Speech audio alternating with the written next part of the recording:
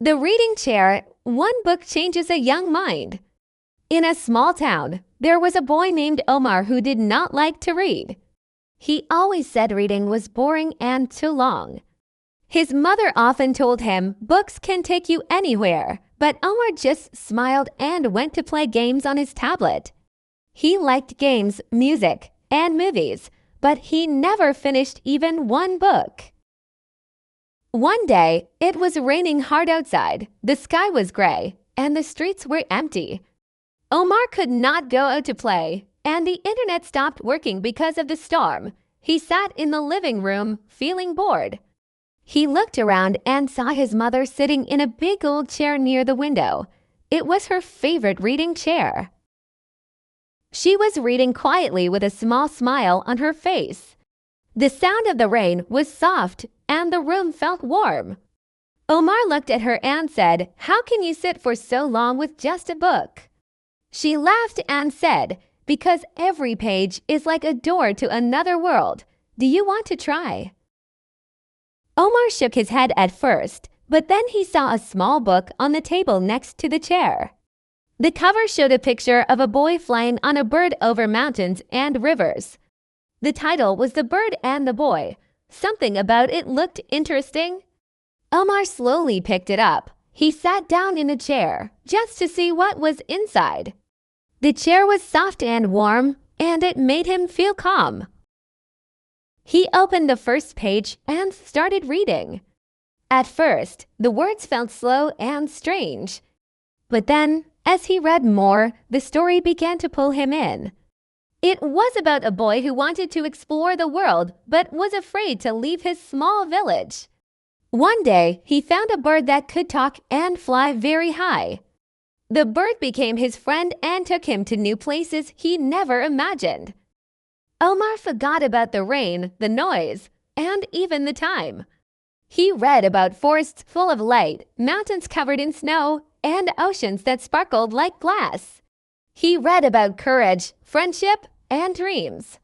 His heart started to beat fast when the boy faced danger, and he smiled when the bird saved him. For the first time in his life, Omar felt the magic of words. When his mother came back to check on him, she was surprised.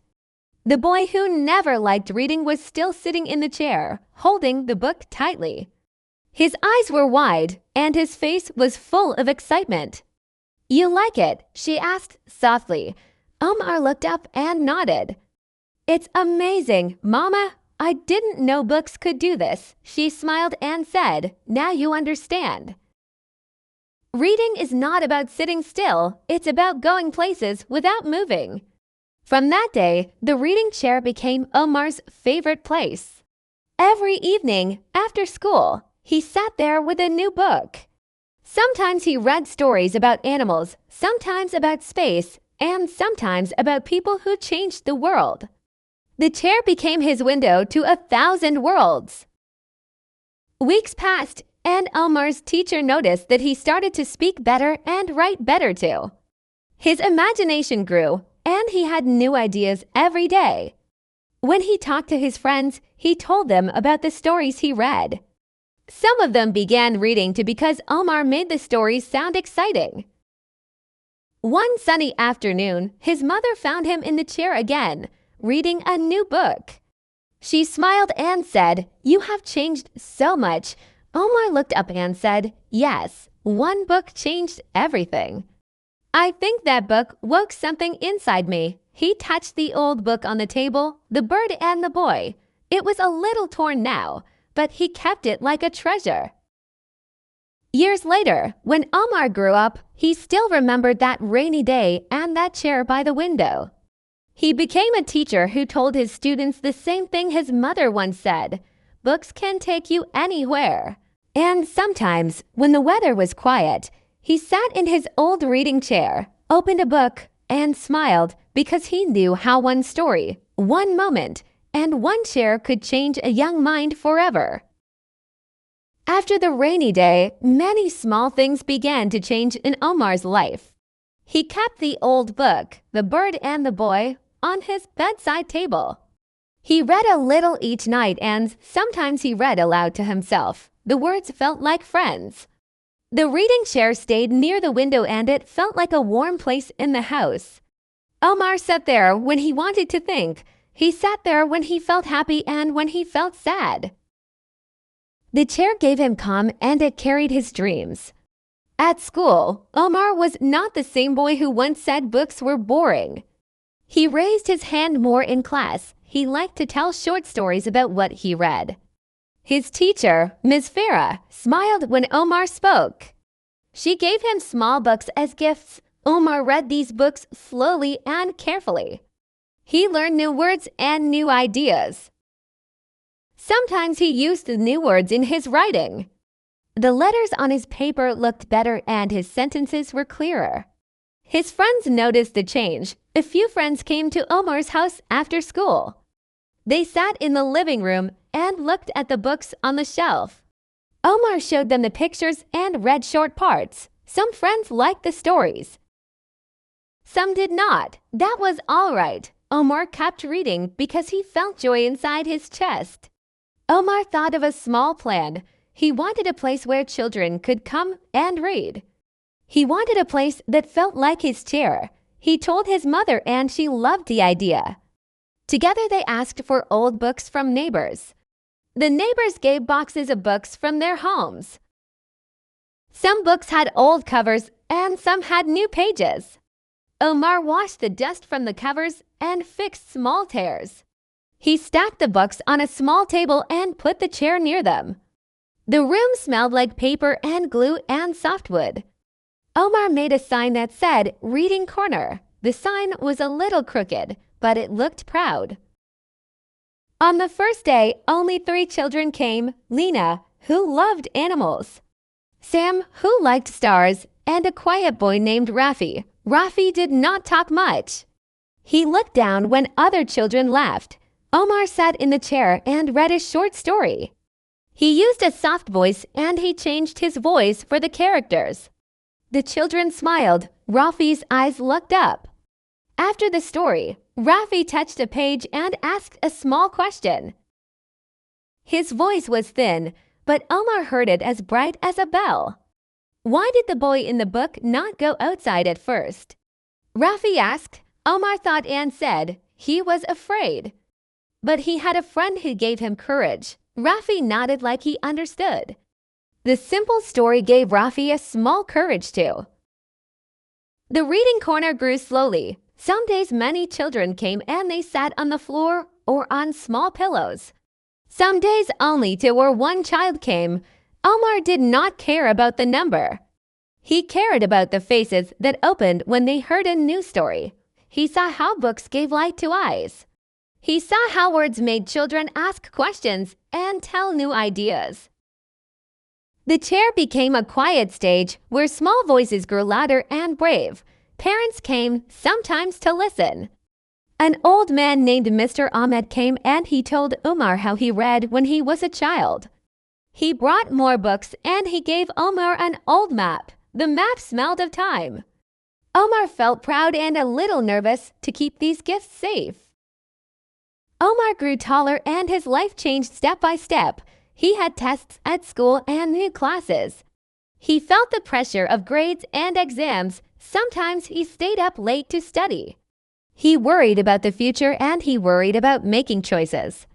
The world had many sounds now: the phone, the television, the quick messages that moved like small birds on a screen. Omar felt pulled between the quick noise and the slow words in books. He missed the calm of the chair. He made a small rule to help himself. Each morning he read for 20 minutes in the chair before he used his phone.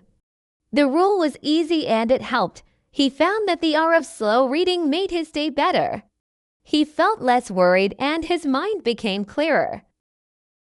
One year, the school announced a reading festival. Children could perform a small play, read a poem, or tell a story. Omar wanted to join, but he felt fear. He had never stood in front of many people before. The thought of all those eyes made his heart beat fast. He thought of the chair and the small corner where Rafi had first asked a question. Omar remembered the warm hands on the book and the slow rain that started the whole change. He decided to try. He chose a story about a small girl who found a garden behind a wall. Omar practiced in the chair. He read the story again and again until he could say the words and feel them. At the festival, the day was bright. Parents and teachers sat on benches and the stage looked small and wide at once. Children came with costumes and paper masks. Omar walked toward the stage with a small paper garden in his hands. For a moment, he forgot his lines. He closed his eyes and thought of the chair, of the rain, and of the map that smelled like time. He opened his eyes and he spoke the first sentence. The words came like a river. He finished and people clapped. Omar's face flushed with a shy smile. He felt a new warmth inside. After the festival, a woman from the town library came to Omar and said, "We need young people like you. Will you help in the library after school?" Omar said yes. He felt his life opening like a book. In the library, Omar met many books that were strange and kind. He found stories about deserts, about far cities, about people who fixed things with simple hands. He also read about people who failed many times but kept going. Omar learned a small truth: reading can be not only pleasure, but also a teacher. He read books about teaching and how to help children who are shy or slow. He learned how to ask gentle questions and how to make lessons into small adventures. He tried these ideas in the reading corner. He used pictures and short games. Children listened and they spoke. Some students drew the scenes from their stories. Others acted like the animals they read about. The learning felt soft and not heavy. Time moved and Omar became older still. He left the small school for a larger school in a city nearby. The city had tall buildings and many lights. Omar felt small at first. The streets were loud and the air smelled different. But he carried the chair and the books in his heart. He saved money and he bought a new chair for the city classroom. It was not the same old chair, but it was soft and it had a small place by the window. Children in the city sat there and read. One child, Amina, had a quiet face and big brown eyes. Amina said she could not read well. Omar sat with her and read. He taught her small sounds and he smiled when she read a whole line alone. Her smile was like a new sun. She said, "I like the sound of my voice." Omar felt joy and sometimes a small tear rose in his eyes. As a teacher, Omar had good days and hard days. Sometimes parents wanted their children to focus only on tests. They thought stories were a waste of time. Omar felt anger for a moment, but he kept calm and he showed them small results: better reading, better thought, a child who asks questions. He invited parents into the reading corner. He told them how books made Rafi speak and how Amina found her voice. He showed the drawings and small plays. The parents looked and some of them smiled and some of them cried quietly. They began to help bring old books and they began to say thank you. Omar also wrote. At night, when the classroom was empty and the city lights blinked like small stars, he opened a new notebook. He wrote about the bird, about the boy, and about the chair. He wrote about Lena, Rafi, and Amina. He wrote about the map that smelled of time and the small sign that said reading corner. Sometimes the words did not come. He put the pen down and he read another book. Then words came. He learned that writing is like reading from the other side. He read and then he wrote. He wrote slowly and he fixed mistakes. He gave the pages to his friends and they told him the parts they liked. He felt brave to keep trying. One morning the city library held a small book fair. Omar took his short book and a few copies. He did not know if anyone would buy them. He sat by a small table and he read an opening sentence to a small group of children. An old woman listened and then she smiled. She said, "This is a warm book." A man with a small store bought 2 copies and he said he would give one to a child who could not buy books. Omar sold out his first small batch. He felt a proud and quiet happiness. The reading chair had given him a small path to follow. He thought of the rainy day and the soft light from the window. Years later, Omar visited his town again. The road to his house had new trees and the bakery had a new blue door. His mother was older now and her hair had more gray. The old chair waited by the window. Omar touched the wood and he remembered the first time he sat there. He opened a small box and he found the old map and the torn copy of The Bird and the Boy. He read a few lines and his mother listened. Then Omar walked to the small school to see the reading corner. The corner had new books and new children. Lena and Rafi were grown and they sat with smaller children and they read with soft voices. Omar saw a small child who held a book and who looked like he could not wait to turn the page. Omar sat in the chair for a little while. He felt full.